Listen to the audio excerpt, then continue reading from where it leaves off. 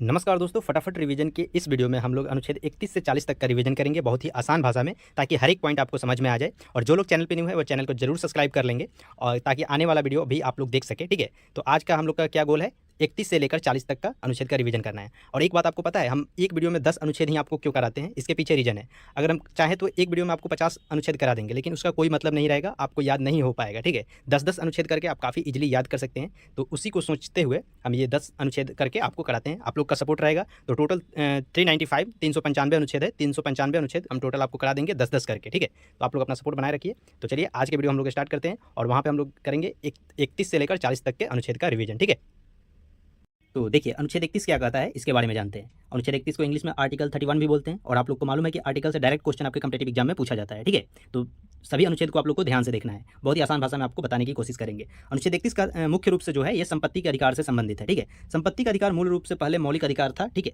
लेकिन 44वें संशोधन 1978 के द्वारा इसे हटाकर अब अनुच्छेद 300A के तहत कानूनी अधिकार बना दिया गया है। ठीक है, मौलिक अधिकार पहले था, लेकिन अब संशोधन करके इसको कानूनी अधिकार बना दिया गया है। ठीक है, वही चीज़ यहाँ पे इंग्लिश में भी लिखा गया है, the right to property was originally as a fundamental right. However, it was removed by the 44th Amendment 1978, ठीक है, and has now been made a legal right under Article 300A। तो आप लोग इंग्लिश मीडियम वाले पढ़ लेंगे, हम हिंदी वाला ज़्यादा समझाने की कोशिश करेंगे। ठीक है, नहीं तो वीडियो बहुत ही लंबा हो जाएगा। ठीक है, अब देखते हैं अगला अनुच्छेद आपका क्या कह रहा है।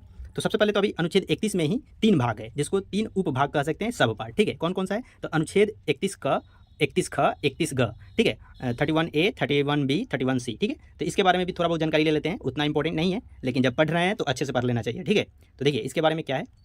तो देखिए आर्टिकल 31A क्या कहता है कि राज्य द्वारा या संपत्तियों के अधिग्रहण से संबंधित कानूनों को मौलिक अधिकार के उल्लंघन के आधार पर आप कोर्ट में चुनौती नहीं दे सकते हैं। मतलब समझे क्या कह रहा है कि राज्य सरकार अगर आपका कोई मान लीजिए संपत्ति ग्रहण कर रहा है, तो आप उसको मौलिक अधिकार के उल्लंघन के तहत उसको कोर्ट में चुनौती नहीं कर सकते हैं। ठीक है, और देखिए नेक्स्ट अगला है आर्टिकल 31B क्या कह रहा है कि 9वीं अनुसूची में शामिल कानूनों को सुरक्षा प्रदान करता है, भले ही वो मौलिक अधिकारों का उल्लंघन करे।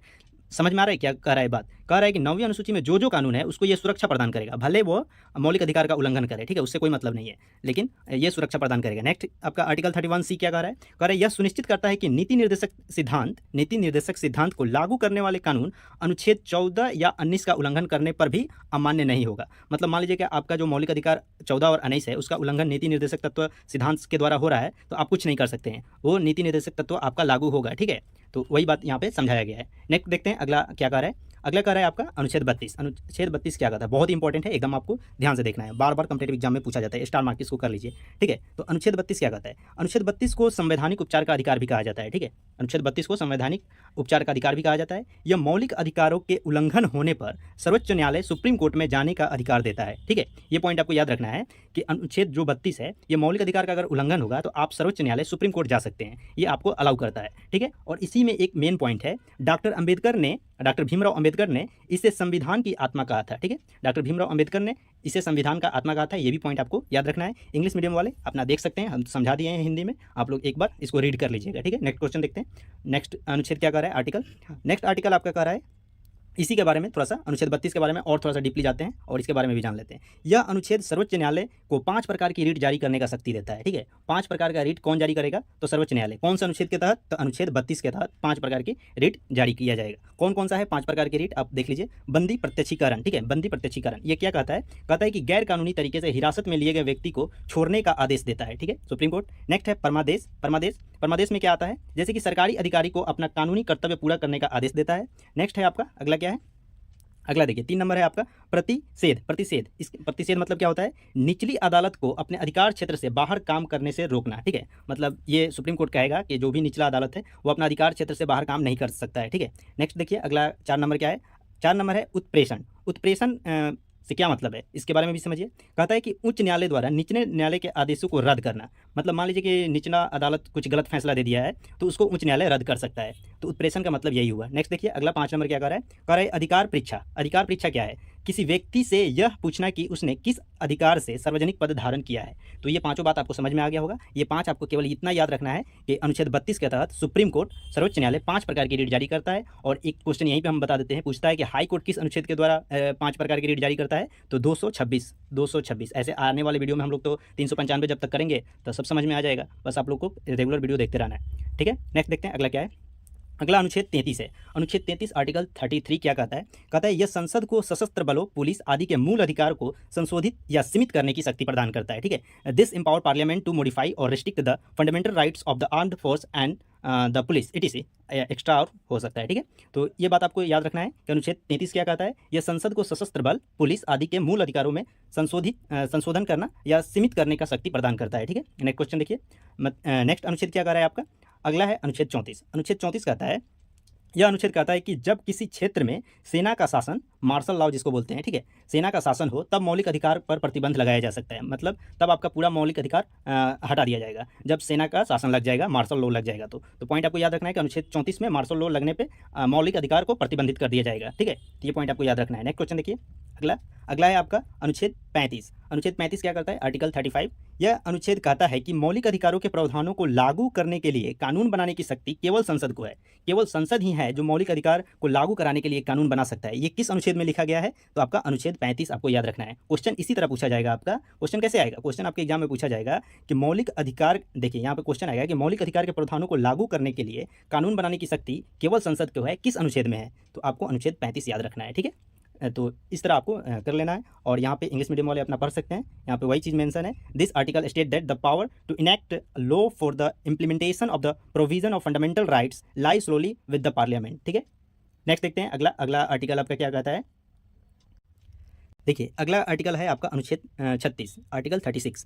यह अनुच्छेद राज्य के नीति निर्देशक तत्वों भाग 4 के संदर्भ में राज्य को परिभाषित करता है। ठीक है, समझ में आया क्या कह रहा है? मतलब ये जो अनुच्छेद है ये राज्य को परिभाषित करता है, किसके संदर्भ में? तो नीति निर्देशक तत्व के। आपसे पूछा जाएगा ऐसे क्वेश्चन कि राज्य के नीति निर्देशक तत्व के संबंध में राज्य को परिभाषित करने वाला कौन सा अनुच्छेद है? तो अनुच्छेद 36। ठीक है, वही आपको याद यहाँ पे रखना है और इंग्लिश मीडियम वाले पढ़ लेंगे। This article define the state in the context of the directive principle of state policy part 4। ठीक है, तो इस प्रकार आपको सभी अनुच्छेद का हम रिवीजन करा रहे हैं जल्दी। ठीक है, नेक्स्ट क्वेश्चन देखिए और पूरा डिटेल में। अगला है आपका आर्टिकल 37। आर्टिकल 37 क्या कह रहा है? अनुच्छेद 37, नीति निर्देशक तत्वों के लागू नहीं होने पर अर्थात इसके उल्लंघन होने पर आप सीधे कोर्ट नहीं जा सकते हैं। मान लीजिए कि आपका नीति निर्देशक तत्व लागू नहीं किया जा रहा है राज्य सरकार के द्वारा, तो आप कोर्ट में उसको चुनौती नहीं दे सकते। कोर्ट में जाके कहिएगा कि लागू करवाइए, कोर्ट कुछ नहीं करवा पाएगा। ठीक है, तो वही चीज़ यहाँ पे मेंशन किया गया है। आपको यहाँ पे पढ़ लीजिए, नीति निर्देशक तत्वों के लागू नहीं होने पर अर्थात इसके उल्लंघन होने पर आप सीधे कोर्ट नहीं जा सकते हैं। ये बात किस में लिखा गया है? तो अनुच्छेद 37 में लिखा गया है। ठीक है, वही चीज़ यहाँ पे आपका इंग्लिश मीडियम में मेंशन है, आप लोग पढ़ सकते हैं। नेक्स्ट देखते हैं अगला आर्टिकल क्या कहता है? अनुच्छेद 38। अनुच्छेद 38 क्या कहता है? अनुच्छेद 38 जो है राज्य लोक कल्याण की अभिवृद्धि के लिए सामाजिक व्यवस्था बनाएगा। अनुच्छेद 38 कहता है कि राज्य जो है वो लोक कल्याण की अभिवृद्धि के लिए सामाजिक व्यवस्था बनाएगा। इसके मतलब क्या हुआ? ये तो हो गया आपका केवल एक लाइन। ठीक है, कितना आदमी को समझ में नहीं आया होगा। अब इसके बारे में हम समझाते हैं। नीचे वाला जो लिखा गया है पॉइंट वो मेरे भाषा में है। अर्थात ये अनुच्छेद राज्य को सामाजिक, आर्थिक और राजनीतिक न्याय सुनिश्चित करने वाली सामाजिक व्यवस्था को बढ़ावा देने का निर्देश देता है। कौन सा अनुच्छेद? तो अनुच्छेद 38 क्या कहता है? कहता है कि राज्य को सामाजिक, आर्थिक और राजनीतिक न्याय सुनिश्चित करने वाली सामाजिक व्यवस्था को बढ़ावा देने का निर्देश देता है। ठीक है, तो अनुच्छेद 38 देता है। वही चीज़ यहाँ पे इंग्लिश मीडियम में मेंशन है, आप लोग पढ़ सकते हैं। नेक्स्ट देखिए अगला है आपका अनुच्छेद 39। अनुच्छेद 39 क्या कहता है? राज्य द्वारा अनुसरणीय कुछ नीति निर्देशक तत्व राज्य सब क्या है? कुछ नीति निर्देशक तत्व के बारे में बताता है आपका अनुच्छेद 39। अनुच्छेद 39 राज्य द्वारा अनुसरणीय कुछ नीति निर्देशक तत्व के बारे में बताता है। उसके बारे में जान लेते हैं। राज्य सभी नागरिकों के लिए आजीविका के साधन, संसाधनों का उचित वितरण, समान कार्य के लिए समान वेतन और स्वास्थ्य सुरक्षा सुनिश्चित करेगा। अनुच्छेद 39 कहता है कि राज्य जो है, अनुच्छेद 39 क्या कहता है? कहता है कि राज्य सभी नागरिकों के लिए आजीविका का साधन, संसाधनों का उचित वितरण, समान कार्य के लिए समान वेतन और स्वास्थ्य सुरक्षा सुनिश्चित करेगा। ये आर्टिकल आपका 39 आपका में मेंशन है। वही चीज़ यहाँ पे आपका इंग्लिश में है, आप लोग उसको पढ़ सकते हैं। ठीक है, नेक्स्ट देखते हैं अगला क्या है। अगला है आपका अनुच्छेद 39 का, जिसको बोलते हैं आर्टिकल 39A। बहुत ही इंपॉर्टेंट है, इसको भी स्टॉप मार्क कर लीजिए। इसमें क्या है? तो ये कहता है कि समान न्याय और निःशुल्क विधिक सहायता। मतलब क्या हुआ? राज्य यह सुनिश्चित करेगा कि सामान्य न्याय को बढ़ावा दे और गरीबों को मुफ्त कानूनी सहायता प्रदान करे। ठीक है, मुफ्त कानूनी सहायता गरीबों के लिए प्रदान करे और समान न्याय को बढ़ावा दे, ये राज्य को सुनिश्चित करना है। ये चीज़ किस में मेंशन है? तो अनुच्छेद 39 का अगर इंग्लिश में बोलिएगा तो आर्टिकल 39A। ठीक है, तो इसमें मेंशन है। तो ये आपको पॉइंट बहुत ही याद रखना है। ठीक है, कि सामान्य न्याय और निःशुल्क विधिक सहायता किसमें है? तो आर्टिकल 39A में है। वही चीज़ यहाँ पे इंग्लिश में भी मेंशन है, आप लोग पढ़ सकते हैं। सेम बात है, तो उसको दोबारा पढ़ने से कोई मतलब बनता नहीं है। ठीक है, नेक्स्ट देखते हैं अगला क्या है। अगला है लास्ट अनुच्छेद 40। अनुच्छेद 40 क्या कहता है या आर्टिकल 40 में क्या है? तो ग्राम पंचायतों का संगठन के बारे में अनुच्छेद 40 में है।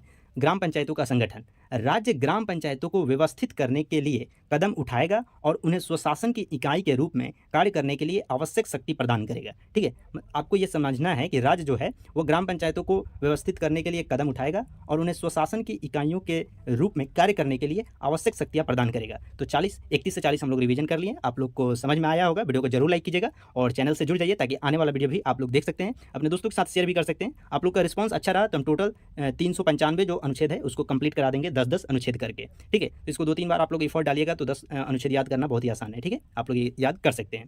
ठीक है, मिलते हैं नेक्स्ट वीडियो में। Thank you so much.